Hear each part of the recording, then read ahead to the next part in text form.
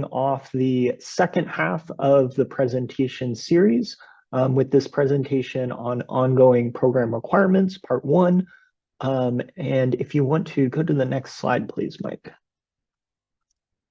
And I'm joined today by Julie and Natalia. Julie, if you want to introduce yourself. Hi, everyone. I'm Julie Hurwitz, and I'm the large DG sector strategist for the program administrator. I'll pass it over to Natalia to introduce herself as well. Well, thanks, Julie. Hi, everybody. My name is Natalia Gardaki. I am a project manager on the strategy team here for the Illinois Shines program admin. Great. Thanks so much, Julie and Natalia. Next slide, please.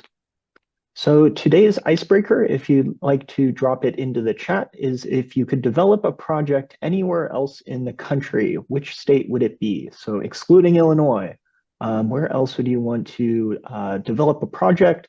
Maybe even noting some, exciting legislature that may have been passed there, or just your own personal interest. Next slide, please. So here is the presentation schedule. As you can see, we've already completed the first half of the series, which is an overview of the program, and then application processes and portal deep dive. So those resources, all of those recordings and slide decks, in addition to standalone recordings that we did not record during the live session, are available on your SharePoint folder. So you should be able to see those there. If you do not, please do reach out to me and I could get those to you ASAP. And then the remainder of the series, we're going to be going over ongoing program requirements, which is a two-parter, then going into marketing best practices and consumer protection, and then touching on ongoing resources and opportunities, wrapping up on December 18th. Next slide, please. So here is the agenda for today. First, Julie is going to be providing an overview of annual reporting and REC performance evaluation. And then Natalia is going to be giving an overview of minimum equity standard compliance. And then there's going to be a question period at the very end. There's also going to be a question break halfway through the presentation, and then 2 knowledge checks, both in the middle and at the end as well. Next slide, please. And now I am going to hand it off to Julie for the first half of today's presentation. Okay, great. Thanks, Connor. So like Connor mentioned, we're going to talk about annual reporting and REC performance evaluation, which are 2 of the key REC contract reporting metrics.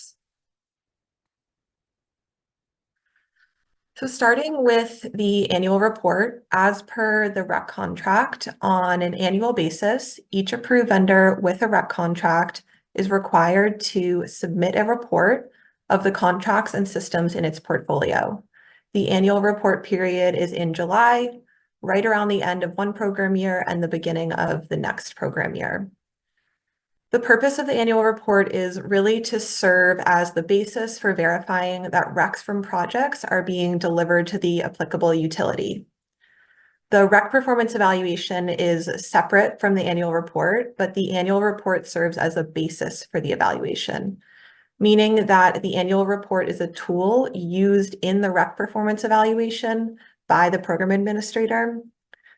The REC performance evaluation only begins after 3 full delivery years, whereas the annual report begins immediately after the first delivery year.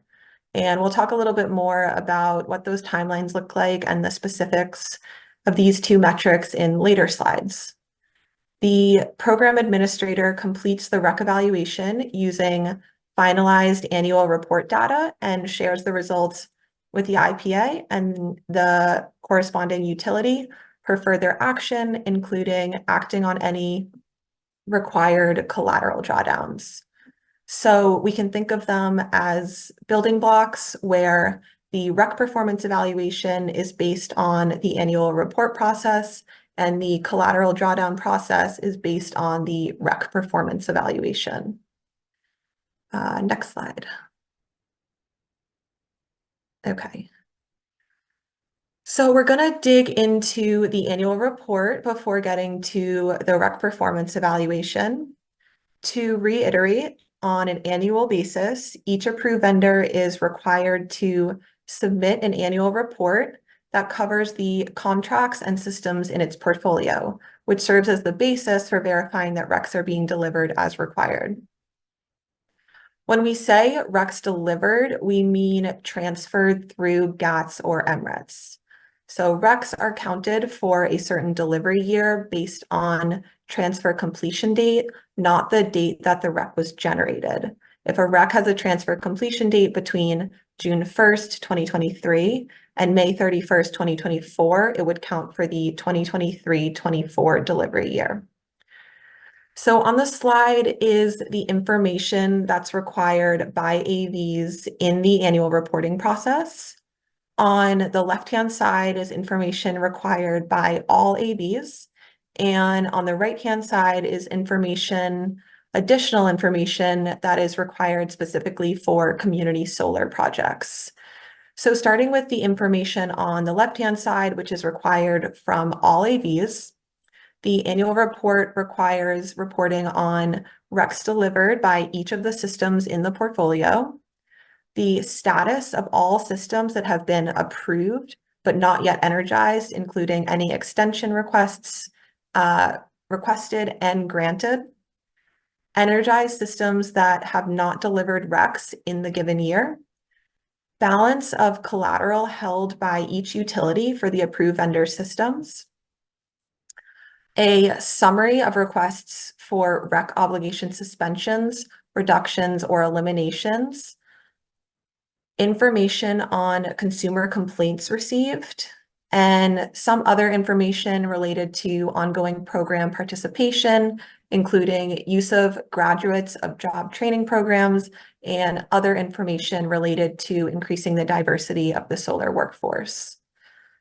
On the right-hand side, we have additional information required for community solar projects, and that's the percentage of each system subscribed on a capacity basis, the number and type of subscribers, including capacity allocated to each type, and subscriber turnover rates. You'll notice that some of the information on this list has an asterisk next to it.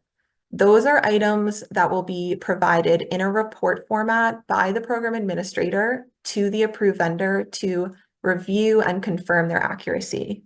So for those items, Energy Solutions will be generating a report, sharing it with the approved vendors, and approved vendors will then submit confirmation of report accuracy as well as the remaining annual report response information. So just to reiterate one more time, that's information that the program administrator is creating reports for the approved vendor, and the approved vendor is confirming accuracy of those reports. Next slide.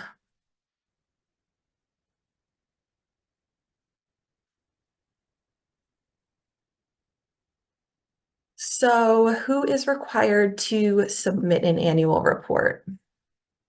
All approved vendors will be invited to respond to the annual report, regardless of having a rec contract or not. Submissions of the rec annual report is a requirement of the rec contract, and therefore, if an approved vendor does not have an active rec contract, they are technically not required to submit an annual report. If an approved vendor does have an active rec contract, non-submission of the annual report by the deadline is an event of default, which may result in removal of all projects from the contract, return of any incentive payments received, and may also result in disciplinary action against the approved vendor. The information in the red box gives a brief overview of the annual report process. Approved vendors will receive an email at the end of the given program year, inviting them to respond to the annual report. The email will include a link to the approved vendor guide, which is a step-by-step guide on how to access all the information needed for this, how to complete the process. It's really all the information needed from A to Z for the annual report process. Also in the email will be a link to the AV SharePoint folder. So for this process, SharePoint will house any of the program administrator generated reports that are required for this process. For example, you would see a Recs delivered by each of the systems report in your SharePoint folder, and that's what you'll be expected to review and respond to its accuracy.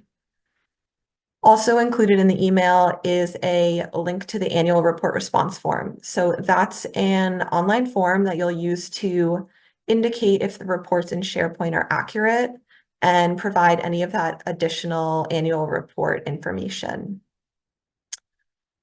The annual report response period begins 1 month after the end of a given program year and lasts 2 weeks with a cure period beginning after that. And I'm going to provide a little bit more detail on the timeline in the next slide, which we can go to now. So digging in a little bit deeper to the timeline for submitting annual reports. July 1st is when the annual report response period begins. So this is when approved vendors will have access to review reports on SharePoint and submit annual report responses. Again, non-submission of the annual report is an event of default under the REC contract. Approved vendors have roughly 2 weeks to respond to annual reports. After 2 weeks, the annual report response period ends. So around July 17th is the deadline to submit annual report responses. Not filing an annual report by the deadline may jeopardize an approved vendor's standing in the program. Beginning after the annual report response period ends, that's when the annual report cure period begins. So the program administrator will contact approved vendors to cure any report discrepancies. Annual reports that were not submitted during the response period will not be accepted during the cure period. So the cure period is strictly for curing issues identified in already submitted annual reports. The program administrator then has roughly 2 months for the annual report cure period. And around October 2nd is the last day for the program administrator to inform approved vendors of any annual report discrepancies. Mid-October is when annual reports are finalized, and there's no modifications to submissions after this date. So this is a rough timeline. These are the dates that were used for the 2023-24 program year. Future program years will likely have similar dates, but may not be exact due to weekends and holidays. Okay, next slide.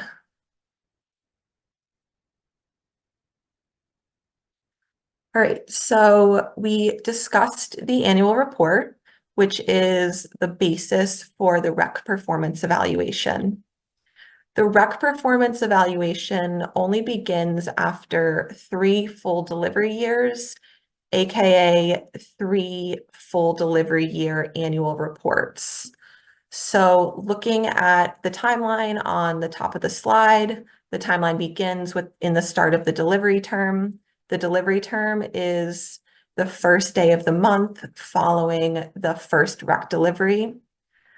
Then after 3 full REC delivery year annual reports, the REC performance evaluation is complete. And the evaluation is completed by the program administrator by November 15th of the given year. So you might be asking yourself, why does the REC evaluation only begin after 3 full delivery years if you're submitting an annual report every year? For this evaluation, the program administrator compares a 3-year average of actual REC delivery years for each designated system under the contract to an expected value for REC delivery in the most recent delivery year. So rather than compare year to year for actual versus expected, the evaluation compares a 3-year average of actual deliveries to 1 expected delivery year. And the reason the evaluation does that is so the evaluation isn't compromised if a system underperformed for a short period of time or was down for a month or two. It would balance out since it's an average of 3 years being used in the REC evaluation. The program administrator completes the evaluation using that finalized annual report data and shares the results with the IPA and the utility for further action, including acting on any required collateral drawdowns. So we'll talk about collateral drawdowns in the next slide, which we can go to now. Okay, so what are drawdowns? When we say drawdown, we mean drawdown of the system's collateral as a result of the REC evaluation. So going back to those building blocks, you have annual reports submitted annually, and then you have the REC evaluation, which is based on 3 full delivery year annual reports. And then based on the REC evaluation, you have a potential collateral drawdown. A drawdown of collateral is required when the calculated 3-year average of REC deliveries is lower than the expected value on the system's Schedule B, which would be considered a REC deficit. So one of 2 outcomes will occur should there be a REC deficit and therefore a collateral drawdown. If the drawdown amount is less than $5,000, no drawdown occurs.